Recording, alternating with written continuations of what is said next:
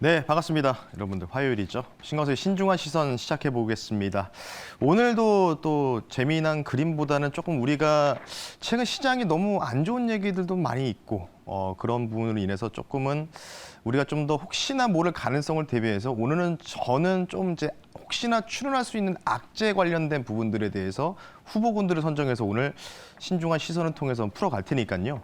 한번 참고를 하시면 좋을 것 같습니다. 자, 어쨌든 이제 미국 증시가 약간의 이제 아까도 제가 말씀드렸지만 마켓 렌지가 좀 일어나고 있다. 그러니까 쉽게 얘기해서 롱과 숏이 있으면 롱 사이드 쪽에서는 에너지와 금융. 어제 같은 경우에는 이제 새벽 같은 경우 미국장 본장에서 은행주들이 급등 랠리가 좀 나왔었죠. 그리고 오히려 이 숏 사이드 쪽에서는 이 테크 쪽, 특히 이 필라델피아 반도체 지수를 필두로 한 테크 종목들이 하락이 좀 나왔습니다.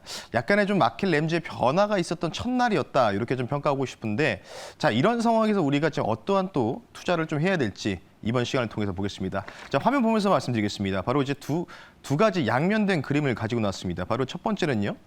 좌측에는 이제 신용 리스크, 그리고 두 번째 맨 우변에 있는 거는 이제 뭐 포를 쏘는 이제 그림이죠. 전쟁, 지정학적 리스크. 제가 어제 이 자료를 준비하면서 호재도 중요하지만은 우리가 혹시 모르는 악재를 좀 대비해야 되니까 그런 부분에 의해서 뭐가 있을까 생각했을 때 당장 보이는 리스크는 이제 신용 크레디트 관련된 부분 그리고 지정학적 리스크 딱 두 가지를 좀 볼 수가 있는데 일단 첫 번째인 신용 리스크 먼저 풀어갈 수 있도록 할게요. 자, 다음 보겠습니다. 신용 리스크 요거는 이제 전일자인데 사실 이제 오늘 미국장 본장 끝나고 나서는 이제 도이치뱅크의 5년물 CDS 프리미엄 가격 추이인데요. 지금 보시면은 가파르게 많이 올라갔었죠. 가장 이전에 많이 좀 올라갔던 이 배경들이 요때가 이제 코로나 팬데믹 당시에 요때라고 좀 보시면 좋을 것 같고 그 이후에 거의 근접을 했었습니다. 그리고 과거의 좌측에도 보시면은 갑자기 곡선이 많이 좀 올라갔던 부분들은 바로 이제 시스템, 금융 시스템이 붕괴될 우려감들, 서브프라임 모의 사태 요것 때문이었거든요. 근데 이제 오늘 미국장 본장 끝나고 나서는 CDS 프리미엄이 좀 급락에 나오면서 도이치뱅크가 4% 내외로 상승 마감을 했었습니다. 지금 이제 도이치뱅크의 이 CDS 프리미엄을 가격추를 보면은 일단 이게 이제 전일이기 때문에 오늘자에서는 좀 내려왔기 때문에 조금 안정화된 모습. 그럼에 따라서 미국의 다우 30 지수가 대부분 이제 은행 산업재 중심이기 때문에 상승이 좀 나왔거든요. 그래서 사실 이 도이치뱅크 얘기가 이전부터, 그러니까 10년 전부터 계속 도이치뱅크는 뭐 파산할 것이다라는 얘기가 집중적으로 나오다가 뭐 CES부터 시작해서 도이치뱅크까지 뭔가 이제 정점을 찍는 듯한 모습을 보이고 있습니다. 자, 다음 보겠습니다. 자, 다음 화면에는요, 바로 FRB, 페드에서 이제 연방은행에서 어떻게 나오고 있냐. 지금 이제 뭐 퍼스트 시티지라는 회사가 이제 실리콘밸리 은행을 인수했다. 뭐 그리고 뭐 크레딧 스위스라는 은행도 이제 인수당하고 여러 가지로 지금 계속해서 뭔가 부실 은행들, 채권 파산 부실 은행들이 지금 인수가 좀 나오고 있는데 그에 대한 부분들을 좀 우리가 명확하게 보기 위해서는 지금 시장, 우리가 이제 결국 주식 시장을 투자하는 입장에서는 과연 이 흐름, 자금의 흐름이 과연 어떻게 진행되고 있는지를 봐야 되는데 이 화면이 뭐냐면 이제 총 자산 총계입니다. 그러니까 쉽게 얘기해서 M1, M2, 토탈 이 자산 총계라고 보시면 되는데 사실은 이제 제가 여기다 이제 표시해 놨죠.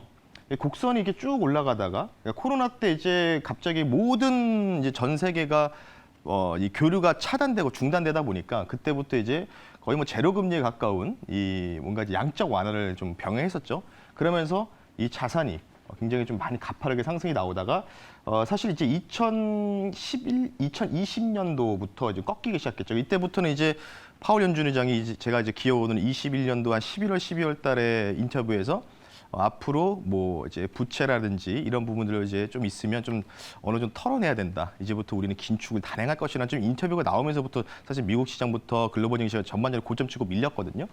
그게 이제 시행이 됐던 부분도 6개월 뒤였습니다. 그러면서 이제 채권 매각하면서 시중에 나와 있는 유동 통화량이 감소를 하면서 같이 채권 가격도 하락이 나왔죠. 근데 최근에 갑자기 이제 자산 총계에 대한 그래프가 올라갔습니다. 이유가 뭘까요? 바로 2주 전부터 계속 나왔었던 부분이 있죠. 은행주. 그러니까 은행 관련된 부분들에 대해서 이제 부실 채권이 일어나면서 이 부실 채권을 이제 매입해야 된다. 그러면서 실제로도 연방은행에서 그에 대한 모습들, 그러니까 정책을 지금 이렇게 진행을 하고 있다는 겁니다. 예. 그러니까 지금은 원래는 이제 파월 연준의장이 기대 인플레이션을 꺾이기 위해서 인플레이션 잡기 위해서 굉장히 노력하면서 자산을 채권을 매각하면서 시중에 돈을 연준에다가 계속 회수를 하고는 잡아였는데 이게 너무 가파르게, 그러니까 제가 봐도 1년 동안 너무 굉장히 좀 빠른 속도로 긴축을 했기 때문에 그에 대한 부분들이 좀 이제 뭔가 이제 단점들이 나오는 거죠. 그러다 보니까 실리콘밸리 은행부터 시작해서 뭐 CS부터 뭐 여러 가지 은행들, 뭐 제가 알기로는 뭐 168개의 뭐 중소 시그니처 은행들도 같은 위기라고 좀 반복되고 있는데 그런 부분을 위해서 연준에서 정책적으로 다시 채권을 매입해주고 있다. 예. 그래서 약간 이런 부분들이요, 일시적인 효과가 나올 수도 있고, 뭐 중장기적인 뭐 좋은 효과가 나올 수 있지만 일단은 지금 우리가 현재 시장을 투자하는 입장에서는 그래도 연준에서 이 채권 매입하는 거는 단기적으로는 뭔가 긍정적인 신호탄이다. 이렇게 좀 말씀을 드리는 차원에서 이 화면 보여드렸고요. 자, 다음 화면 보겠습니다. 다음 보면요. 이제 제가 앞서도 아까 잠깐 오프닝에서 말씀드렸지만 S&P 500 기업들, 그러니까 500개 기업들 대상으로 설비 투자 및 대출 기준 관련된 부분입니다.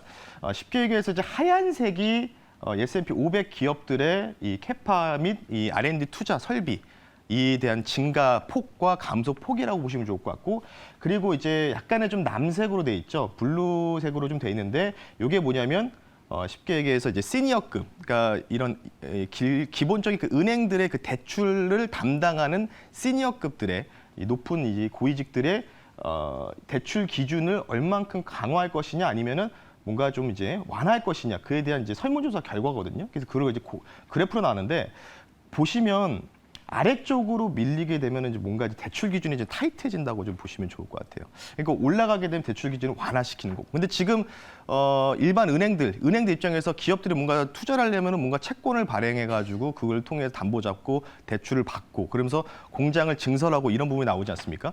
그러니까 실제로 뭐 기업들이 그 공장을 증설한다는 거는 그 섹터, 그 기업의 일에 차후의 미래적인 가치를 위해서 목숨을 걸었다는 정도로 설비 투자를 하고 있는데, 이 설비 투자 관련된 부분들을 보면은 뭐 코로나 때 이제 확 이제 기준이 너무 완화적이고 그 대출금리도 굉장히 금리가 낮다 보니까 많이 올라오다가 최근에 은행 관련된 부분들, 금리도 높아진 상황에서 은행 관련된 이제 파산 이슈들이 좀 더불어서 진행이 되다 보니까 대출 기준이 굉장히 상당히 타이트해졌습니다. 거의 뭐 보시면 코로나 때, 뭐 서브프라임 모의 사태에 조금만 더 내려오면은 거의 그 정도가 된다는 거죠. 그러면 기업들 입장에서 뭔가를 막 이렇게 일자리를 창출하고 공장을 늘리려고 하는데 이게 안 된다는 거죠. 대출 기준이 너무 강화되다 보니까, 타이트해지다 보니까. 그래서 아마 그래서 월가의 그런 쪽집게 도사들, 뭐 마이클 윌슨이나 하트넷 같은 사람들이 그래서 이익 마진이 좀 둔화될 거다.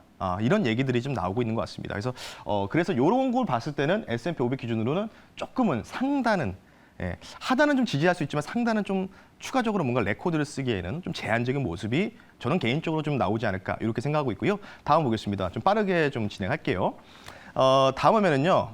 조금 우리가 잊고 있었던 건데 왜 잊고 있었냐면 이게 좌측이 이제 우크라이나 전장입니다. 빨간색이 러시아군이 이제 장악한 지역이고 파란색이 되어 있는 게 바로 우크라이나 그 이제 뭐 아조프 민병대라든지 이 사단들이 집결되어 있는 곳이고요. 우측은 이제 나토 가입국입니다. 이제 연도별로 이제 편차를 보시면 되는데 제가 이걸 왜 가지고 나왔냐면 아까도 말씀드렸죠. 신용 리스크 그리고 뭔가 시장을 뭔가 흔들 수 있는 악재가 아무리 고민해도 이거밖에 없어요. 이 지정학적 리스크밖에 없었습니다. 근데 지금 개전한 지가 오늘로 데이가 이제 398일이거든요. 이제 400일이에요. 근데 예전에는 이게 이제 알자지라 방송에서 제가 가지고 난 이 전장 지도인데 이게 이제 어떻게 되냐면 일주일마다 업데이트 됩니다. 예전 같은 경우는 매일매일 업데이트 됐거든요. 매일매일 06시 기준으로 매일 업데이트 되다가 일주일마다 업데이트가 2달 전부터 되더라고요. 그렇다는 얘기 뭘까요? 전 세계 사람들이 이제 관심이 없는 거예요. 이제. 그러니까 지금 우리도 별로 관심 없지 않습니까? 쉽게 얘기해서. 그러니까 딱 한 6개월 전만 해도 매일 우크라이나 이슈 나오면서 인플레이션 뭐 어쩌고 저쩌고 얘기해서 천연가스가 뭐 어쩌고 저쩌고 얘기가 많이 나왔는데 최근에 이제 천연가스가 또 잠재워지고 뭐 러시아나 중국이나 또 유가 관련된 또 거래도 한다, 뭐 사우디랑 뭔가를 한다 얘기 나오니까 그러니까 에너지 가격들이 이제 잠재워지니까 이제 다들 관심이 없는 거죠. 그러니까 일주일마다 업데이트 되거든요. 원래 매일 업데이트 됐습니다. 근데 제가 좀 우려하는 게 뭐냐면 이거는 이제 개인적인 의견이라고 다시 한번 좀 명시해 좀 드리면 굳이 뭔가 시장을 흔들리게 할 수 악재는 이거밖에 없다. 그러니까 확률적으로 굉장히 낮은 거죠. 어떻게 이루어질지도 모르고. 그리고 우측에 보시면 나토가 할 건데 우크라이나가 지금 이제 나토에 가입하려고 했다가 이제 실패하면서 이제 벌어진 어쩌면 지정학적 리스크지 않습니까? 근데 우측에 보시면은 지금 뭐 뉴스 보니까 러시아에서 푸틴 대통령이 벨라루스 지역에다가 이제 동맹국 인접 국가다 보니까 여기다가 전술핵을 배치한다. 뭐 얘기도 나오고 있고. 그리고 폴란드 쪽에서 나토 군대가 지금 한 27만 명 정도가 집결되어 있는 상황입니다. 외신 뉴스의 보도에 따르면. 그래서 지금 폴란드가 지금 이쪽이지 않습니까? 폴란드가 이쪽이기 때문에 이쪽 이제 좌부 쪽이기 때문에 아마 굳이 그러니까 저는 개인적으로 신용 리스크로 시장을 뭔가 하단을 테스트하러 가거나 하락이 나올 것 같지 않다. 상단을 맡겨 있지만 하지만 뭔가 하단을 뭔가 붕괴시킬 수 있는 갑작스러운 그런 크러쉬한 뭔가 이런 사태가 발생하는 거는 나토가 개입하는 거 요거밖에 없을 것이다. 이렇게 좀 생각하는 차원에서 요거는 이제 제 개인적인 의견이고 굳이 시장을 흔들 만한 악재가 있으면 요거밖에 없다라고 좀 말씀을 좀 드리는 차원에서 말씀드렸으니까요. 마지막으로 다음 한번 보겠습니다. 그러니까 계속 그런 뭔가 이 이야기들이 나오고 있다는 거죠. 오늘 이제 어제 새벽에 매일경제에서 보도된 자료인데 푸틴이 계속 벨라루스 지역이라든지 이쪽으로 그러니까 지금 나토의 군대는 27만 명에서 28만 명이 폴란드 국경 지역에 지금 배치되고 있는 상황이고 거기서 훈련을 하고 있다. 그런 부분들. 그래서 아마 지정학적 리스크 부분들이 좀 펼쳐진다면은 시장은 하락이 나올 수밖에 없고 그러니까 제가 드리고 싶은 부분은 뭐냐면 다들 잊혀진 악재지 않습니까? 이게 이제 다시 또 재발할 경우. 그러니까 제가 볼 때는 신용 리스크는요, 다 알고 있는 악재고 신규 새로운 뭔가 악재가 나오지 않는다면 시장은 지지를 받고 상단을 맡겼지만 그래도 박스권 흐름을 미국 쪽에서 펼쳐질 것이다. 그래서 제가 아까도 마켓 ledge의 변화가 좀 발생하고 있다고 말씀드렸습니까? 롱사이드와 숏사이드는 테크였고 그런 부분이기 때문에 굳이 시장을 하락할 요인을 만든다면 요거밖에 없다라고 말씀드릴 테니까 요 확률은 상당히 낮겠죠. 상당히 낮는 부분이기 때문에 요 정도만 우리가 좀 기억을 해뒀다가 혹시나 모르니까 이런 이제 뉴스 플로우가 나오게 되면은 조금 우리가 좀 조심해야 된다 이런 측면에서 말씀드렸으니까 요 뉴스가 나오기 전까지는 계속 우리는 일단 즐기는 반등 랠리를 계속해서 즐겨야 된다 이렇게 좀 말씀드리면서 오늘의 신광섭의 신중한 시선 이 정도로 마무리할 수 있도록 하겠습니다. 감사합니다.